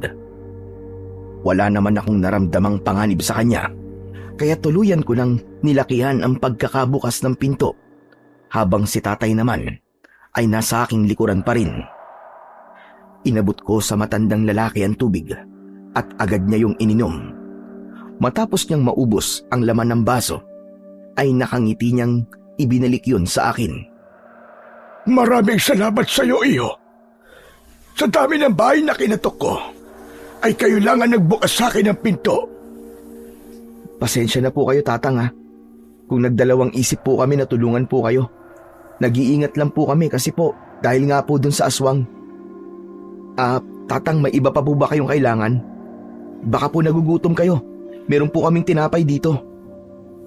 Maraming salamat. Pero tubig lang talaga ang kailangan ko. Pero tama bang narinig ko? Merong aswang na umaatake dito sa lugar nyo. Opo, 2 na nga po ang pinatay ng aswang na yun eh. Tapos tong tatay ko po naman, pinasok po siya rito ng aswang. Mabuti na lang po at hindi nagtagumpay yung aswang na patayin siya. Kaya mas makabubuti, Tatang, kung umuwi na po kayo kagad sa bahay nyo. Kasi baka makita pa kayo ng aswang. Tamang-tama pala na sa inyo ko humingi ng tulong. Dahil sa tinulungan nyo ako, ay hayaan nyong bumawi ako sa inyo. Naku, wag na po, Tatang. Hindi po kami humihingi ng kapalit sa pagtulong namin sa inyo. Sa katubig lang naman po ang ibinigay namin. Maliit na bagay lang po yun. Maliit man o malaki, ay tulong pa rin yun. At hindi natin alam ang pwedeng mangyari sa akin kung hindi nyo ako pinainom. Baka kung hindi ako nakainom kagad, ay bigla na lamang akong mawalan ng malay. Kaya dapat lang, nasuklian ko ang inyong kabutihan. Ibinaba ng matandang lalaki ang dala niyang sako. Mula roon ay inilabas niya ang isang kahoy na nababalot ng malalaking tinik. Hindi ba? Ay sabi nyo ay inaatake kayo ng aswang dito. Alam nyo ba na ang sanga ng puno ng kalamansing ito ay mabisang panlaban sa mga aswang? Ang mga tinik na nakapalibot sa sangang ito ay nagbibigay ng matinding pinsala sa lahat ng uri ng aswang. Kaya ibibigay ko na lang ito sa inyo. Huwag na po, Tatang. Meron naman po kaming itak dito. Walang silbi ang pangkaraniwang itak sa aswang. Kailangan nyo ng mas mabisang sandata. Kaya sige na, tanggapin nyo na ito. Alam ko na maaaring hindi kayo naniniwala sa mga sinasabi ko. Pero wala namang mawawala sa inyo kung tatanggapin nyo ito. Hindi po talaga namin matatanggap yan, Tatang. Matutuwa po kami kung uuwi na po kayo sa bahay ninyo. Kung ganon, ay hindi ko na kayo pipilitin. Aalis na ako. Maraming salamat ulit sa inyong dalawa. Nang umalis ang matandang lalaki, ay isinarado ko na ang pinto. Sandali kaming nagkatinginan ni Tatay. Tay, sa tingin niyo po ba totoo po yung sinabi ng matandang lalaki tungkol po dun sa sanga ng kalamansi na marami pong malalaking tinik? Ewan ko, pero sa palagay ko hindi totoo sinabi niya. Paano naman magiging sandata sa aswang ang ganung bagay? Kung ihahampas mo yun sa aswang, ay paniguradong madali o mababali o mapuputol. Sa bagay, tama po kayo. Baka po gusto niya talagang makabawi sa atin sa pagtulong natin sa kanya. Kaya po, gumawa na lang po siya ng kwento, hindi po ba? Ay nako, mabuti pa matulog na tayo. Maaga pa tayo bukas. Tay, galit ka pa po ba sa akin? Napahinto si Tatay sa paghiga. Sa tanong ko na yon, humarap siya sa akin habang may luwang namumuo sa gilid ng kanyang mga mata. Naisip ko kasi na itanong yun sa kanya dahil napansin ko na mahinahon siya ng sandaling yon. Masyadong mabigat ang salitang galit, Jordan. Kailanman ay hindi ako nagalit sa iyo, anak.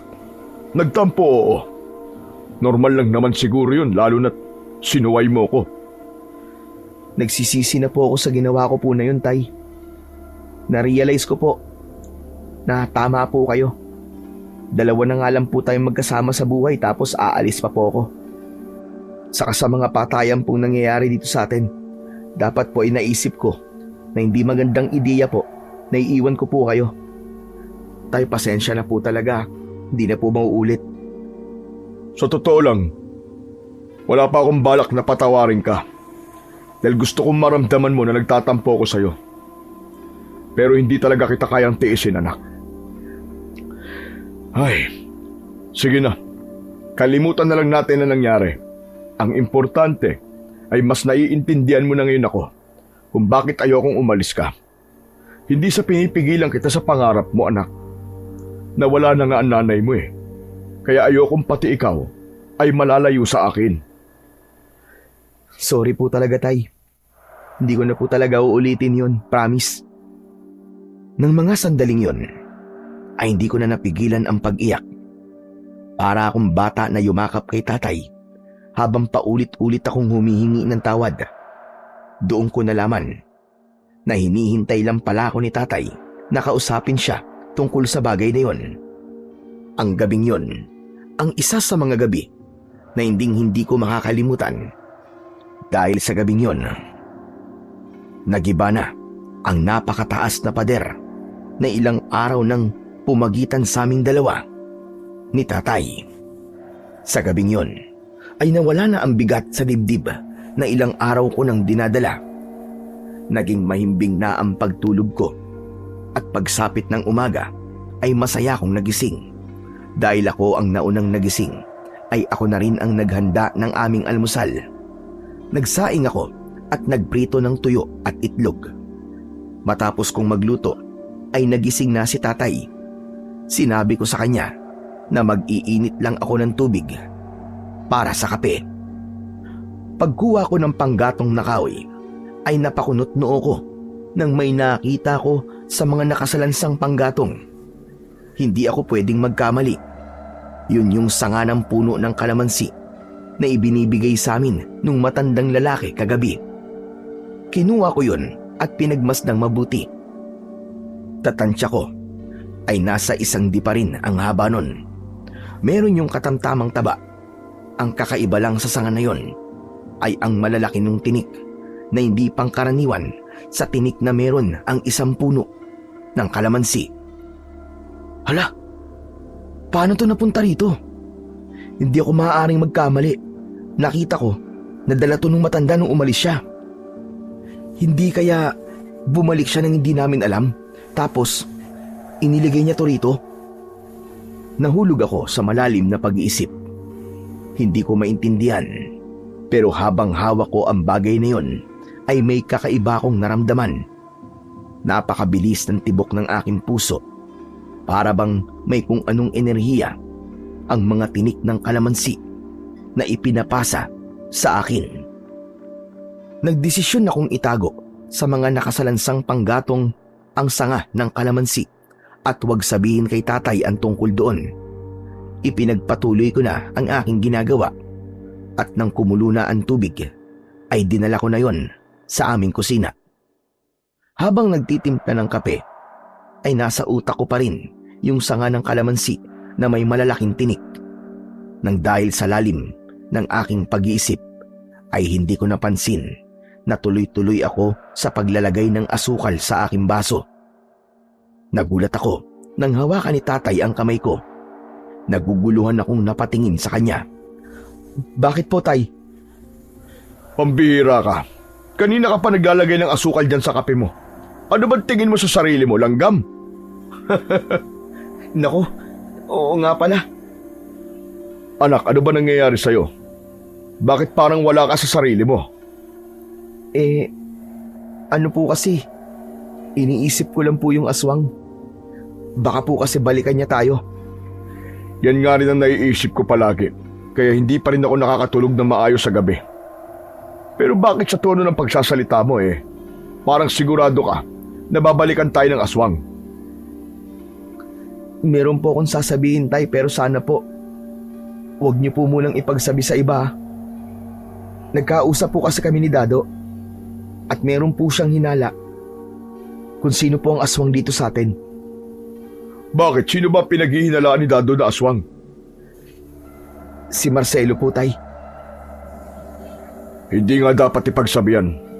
Dahil baka makasuhan si Dado, lalo na kapag napatunayan ni Marcelo na hindi siya aswang. Pero bakit naman niya nasabing aswang si Marcelo? Lahat daw po kasi ng naging biktima ng aswang ay yung mga taong hindi pumayag na ipagbenta po ang lupa nila kay Marcelo. Kahit ikaw po, tay, di ba? Hindi po ba ayaw niyo rin pong ibenta sa kanya yung lupa natin? Tapos inatake po kayo ng aswang Mabuti na nga lang po talaga at hindi nagtagumpay yung aswang na yun. Napatayin po kayo. Biglang natigilan si tatay. Napatulala siya at bakas sa mukha niya ang pagkabahala. Hinayaan ko siya dahil alam kong nag-iisip siya. Pero nang medyo natagalan na siya sa pagkakatulala, ay doon ko na siya kinausap ulit. Tay, okay lang po ba kayo? Sa bagay, hindi na po ako nagulat sa reaksyon nyo. Kahit ako po hindi po ako kumbinsido na aswang po si Sir Marcelo. Hindi. Ang ibig ko sabihin ay merong puntod sinabi sa'yo ni Dado. Ngayon ko lang din naisip na simula nang dumating dito sa lugar natin ng Marcelo na yon, ay saka rin nagsimula ang pag-atake ng mga aswang. Sa tingin ko, hindi nagkataon ang lahat ng yon. Ang ibig niyo po bang sabihin, Tay, naniniwala po kayo sa hinala ni Dado? Na si Sir Marcelo po ang aswang? Oo, anak. Alam mo, loko-loko yan si Dado, pero minsan pala ay ginagamit din niya ang utak niya.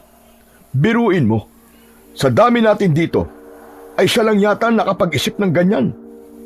Kung totoo ngang aswang si Marcelo, malamang ay ginagamit niyang pagiging aswang niya para patayin yung mga taong hindi pumapayag na ibenta ang lupa nila sa kanya.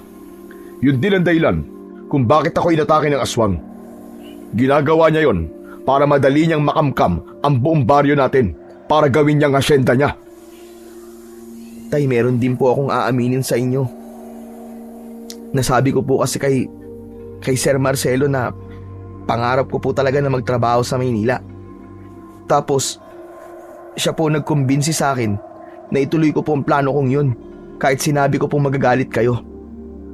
Nang sabihin ko naman po yung kay Dado, ang sabi niya ay mukhang sinadya daw po ni Marcelo na paalisin ako para maging mag-isa na lang po kayo rito sa bahay nung atakiin kayo nung aswang.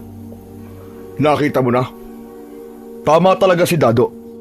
Sa sinabi mo na yan, ay mas lalo lumaki ang paniniwala ko na si Marcelo nga ang aswang. Pero tay, ano na pong gagawin natin ngayon? Sasabihin po ba natin sa mga tao na aswang po si Marcelo?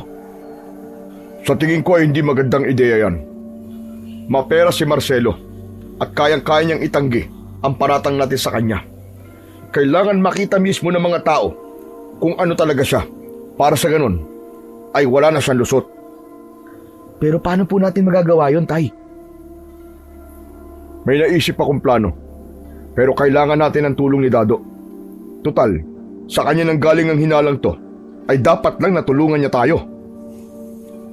Kinakabahan akong tumango bilang pagtugon. Nilukob ako ng matinding takot ng sandaling yon dahil bumalik sa alaala ko yung kasama ko si Marcelo sa loob ng bahay niya.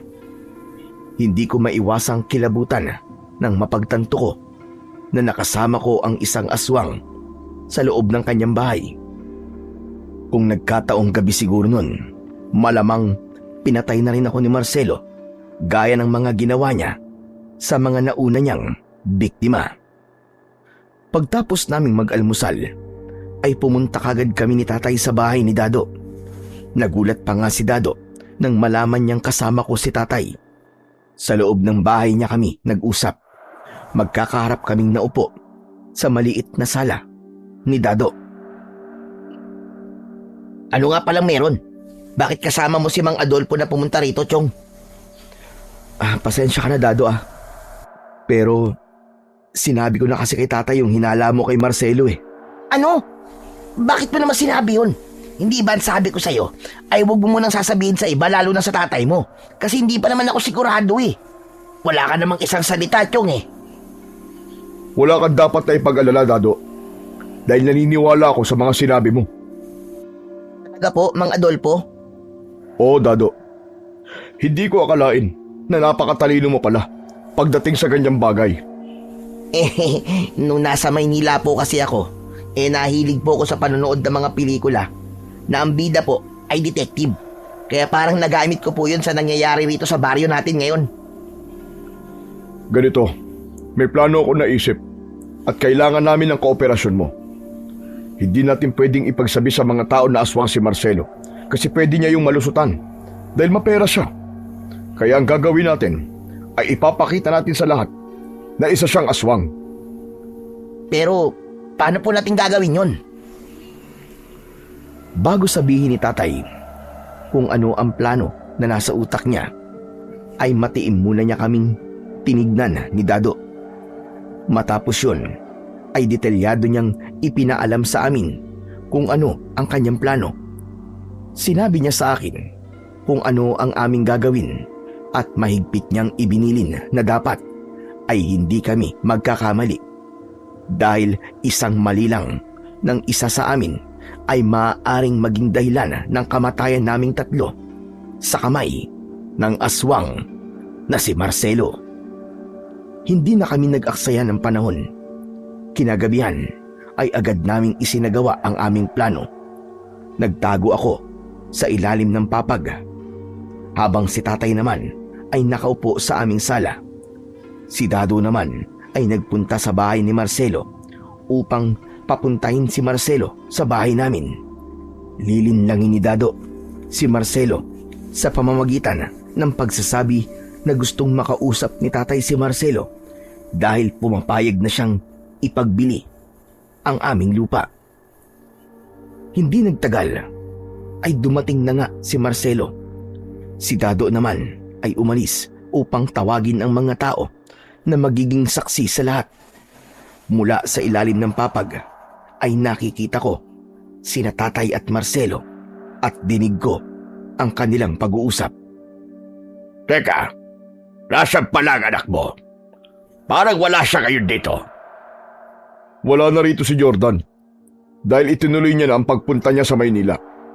Kaya wala na silbi na manatili pa ako sa bahay na to. Kaya naman, pumapayag na akong ibenta sa iyo ang lupa namin. Mabuti naman at nagbago na ang isip mo. Narito pala mga papeles na kailangan mo pirmahan. Kung gusto mo ay basahin mo muna. Inabot ni Marcelo ang mga papeles kay tatay. Pagkakuha ni tatay sa mga yon, ay pinagpupunit niya yon at saka ibinato sa mukha ni Marcelo. Labis ang gulat ni Marcelo sa ginawa ni tatay. Ano ba kalokohan nito, Adolfo? Bakit mo pinunit ang kontrata? At talagang naniniwala ka na ibibenta ko sa iyo ang lupang to? Kahit patayin mo ko, gaya ng ginawa mo sa mga una mong biktima, ay hindi mapupunta sa iyo ang lupang to. Ano ba sinasabi mo? Ang mabuti pa'y aalis na ako. Salamat na lamang sa pagsasayang ko ng oras. Huwag ka munang umalis. Gusto ko munang sabihin na alam ko na ang sikreto mo. Alam kong ikaw ang aswang na pumapatay sa mga tao rito. Lalo na yung mga hindi pumapayag na ibenta sa iyo ang lupa nila. At may hawak akong ebidensya. Isang malaking ebidensya na magpapatunay na isa kang aswang. Ang totoo, walang hawak na ebidensya si tatay. Gusto lang niyang sagarin ang galit ni Adolfo upang ilabas nito kung ano talaga ito. Nagtagumpay naman si tatay dahil galit na sinakal ni Marcelo si tatay. Pinigilan ko ang sarili ko na makialam dahil hindi pa yun ang tamang oras para lumabas ako. At nang dahil sa masyadong nakatuon ang atensyon ni Marcelo kay tatay, ay hindi niya na alam na may mga tao na sa labas ng aming bahay. Ang mga yon ang tinawag ni Dado para maging saksi sa mangyayari sa gabing yon. Nakikita ng mga tao ang nangyayari dahil nakabukas ang aming pinto at mga bintana. Anong ebidensya ang sinasabi mo? Ipakita mo sa akin! Bakit ko naman ipapakita sa iyo? Sigurado ako na sisirain mo ang ebidensyang yon. Ano bang gusto mo para manahimik ka? Pera! Sabihin mo sa akin kung magkano kailangan mo. Talagang lahat ng tingin mo sa tao ay mukhang pera, no? Hindi ko kailangan ng pera mo. Ang gusto ko ay managot ka sa lahat ng ginawa mong demonyo ka. Sinusubukan mo talaga ako. Hindi ako papayag na ilalabas mong ebidensya sinasabi mo. Papatayin na kita bago mo pa magawa yun. Kinilabutan ako ng gusto nang mabilis na nagbago ng anyo si Marcelo. Sa isang kisap mata ay naging isa na siyang ganap na aswang. Matutulis ang kanyang mga kuko. Ang mga ngipin niya ay ganun din. Bahagyang umitim ang balat niya at ang kanyang muka ay naging mabalasik na para bang isa siyang napakabangis na halimaw. Yun na ang hudyat para gawin ko ang parte ko sa aming plano. Mabilis akong lumabas sa ilalim ng papag at sumugod ako sa aswang habang may hawak akong itak. Pero nang tagain ko ang aswang sa likod, ay nagulat ako dahil hindi man lang siya nasugatan kahit na kaunti. Napaatras ako nang lumingon sa akin ang aswang. Sa tingin mo ba ay uubra sa akin ang itak? Ngayon ay naiintindihan ko na. Plinano nyo ang lahat ng ito para sukulin ako. Pero nagkamali kayo ng kinakalaban. Sisiguraduhin ko na hindi matatapos ang gabing ito, na hindi ko kayo mapapatay. Mabilis na lumapit sa akin ang aswang habang hawak pa rin niya ang leeg ng tatay ko.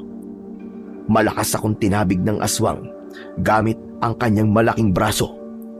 Malakas na humampas ang aking likod sa dingding na gawa sa sawali. Sa lakas ng pagkakahampas ko sa dingding ay nasira yon at napunta ko sa labas ng bahay. Mula sa malaking buta sa dingding ay kitang-kita ko kung paano malakas na ibinalibag ng aswang si tatay sa aming sahig. Susugod sana ako ulit pero napagtanto ko na walang silbi ang itak sa aswang dahil hindi siya tinatablan ng talim nun. Hanggang sa bigla ko na lamang naalala ang sanga ng kalamansi na may malalaking tinik. Umalingaw-ngaw sa loob ng utak ko ang sinabi ng matandang lalaki tungkol sa bagay na yon. Kaya hindi ako sigurado kung totoo ngang mabisa yon na panlaban sa aswang, ay tumakbo pa rin ako sa likod ng aming bahay.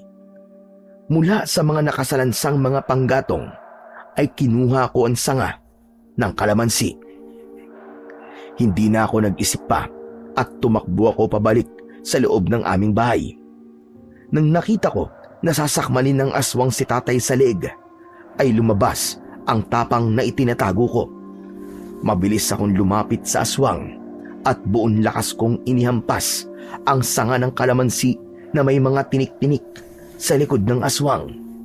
Hindi ako makapaniwala nang bumaon ang malalaking tinik sa balat ng aswang na naging dahilan para mapasigaw siya. Paghugot ko sa mga tinik ay walang kahit na isa ang nabali sa mga yon. Galit na lumingon ng aswang sa akin. Kahit marahan siyang naglalakad papalapit sa akin, ay hindi ako umaalis sa aking kinatatayuan. Ikaw na muna ang uunahin ko bago ang tatay mo. Hahampasin ko sana ang aswang, pero hinawakan niya ang sanga.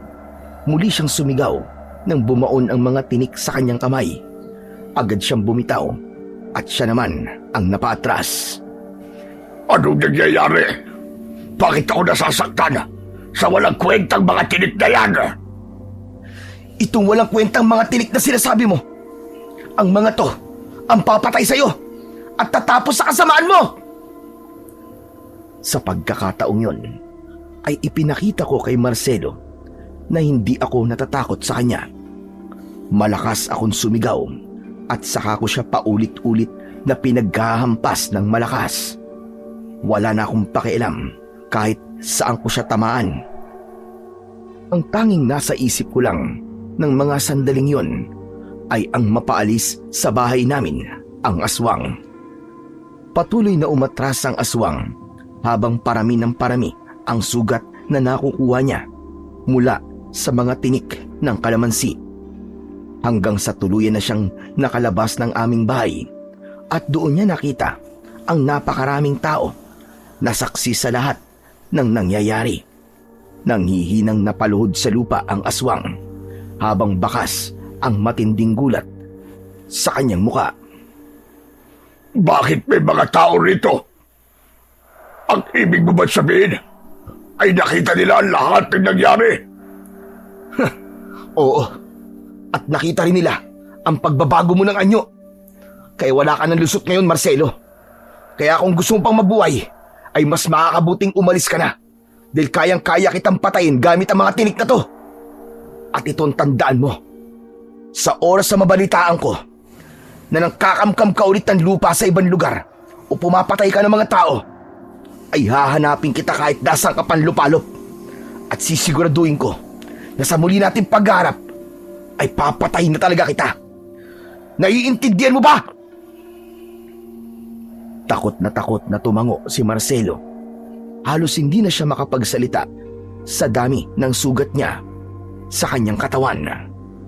Nahihirapang tumayo si Marcelo at mabagal siyang naglakad papalayo. Ang buong akala ko ay makakaalis siya ng buhay, pero hindi ko na nagawang pigilan ang galit ng mga tao. Pinagtulungan siyang saktan ng mga tao. Merong kumuha ng malaking bato at inihampas sa ulo ng aswang. Ang ilan ay pinagtatatagyakan siya ng paulit-ulit. Hindi nagtagal ay binawian na ng buhay ang aswang na si Marcelo. Nakahandusay sa lupa ang duguan niyang katawan. Hindi na siya gumagalaw, na isang indikasyon na patay na talaga siya.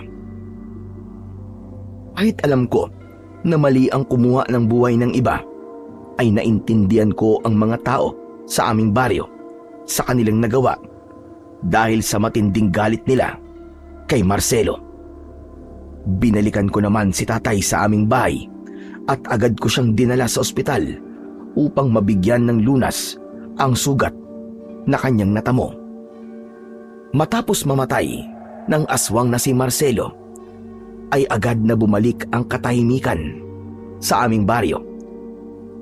Nang dahil sa pangyayaring yon, ay mas tumibay palalo ang relasyon namin ng tatay ko bilang mag-ama. Habang ang mansyon naman ni Marcelo ay unti-unting nasira sa paglipas ng panahon. Nanatili sa aking pangangalaga ang sanga ng kalamansi na may malalaking tinik. Itinabi ko yon upang kung sakaling may aswang na muling umatake sa aming baryo, ay meron akong magagamit na sandata sa pakikipaglaban. Habang ang matandang nagbigay nun sa akin ay hindi na muling nagpakita sa amin kailanman. Isang araw ay dinala ko ni tatay sa Maynila para doon ay magbakasyon. Matagal ko ng pangarap ang makarating doon, kaya napakasaya ko nang mangyari yon. Ngunit sa gitna ng ingay at liwanag ng lungsod ay napagtanto kong mas gusto ko pa ring bumalik sa aming baryo at manatili sa piling ng aking ama. Napagtanto ko na may mga pagkakataon na nabubulag tayo sa magagandang bagay na wala sa atin, kaya hindi natin nakikita ang tunay na halaga ng mga bagay na meron tayo. Natutunan kong maging kontento dahil nalaman ko na doon nagsisimula ang tunay na kaligayahan.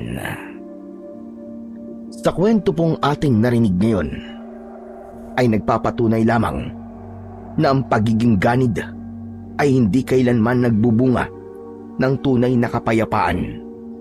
Bagkus ito'y unti-unting sumisira sa tiwala at pagtingin ng mga tao sa atin. Kapag hindi tayo marunong makontento, nawawala ang pagpapahalaga natin sa mga biyayang ipinagkaloob na ng Panginoon.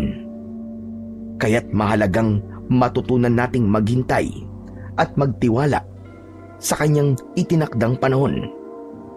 Sapagkat ang paghihintay ay hindi pagsasayang ng oras, kundi isang proseso ng paghuhubog. Sa bawat sandaling tayo'y nagtitiis at nagtitiwala, inihahanda lamang tayo ng Panginoong Diyos sa mas mabuting kalalagyan at sa planong akma sa kanyang kalooban. Maghintay lamang tayo sapagkat ang plano ng Panginoon ay laging mabuti at napapanahon. Sabi nga sa Biblia, ng Hebreo, Kabanata 13, Talata 5. Mamuhay kayong walang kasakiman. Masiyahan kayo sa kung ano ang meron kayo, sapagkat sinabi ng Diyos, kailanman hindi kita iiwan ni pababayaan man. Maraming salamat po sa inyong pakikinig. Hanggang sa muli.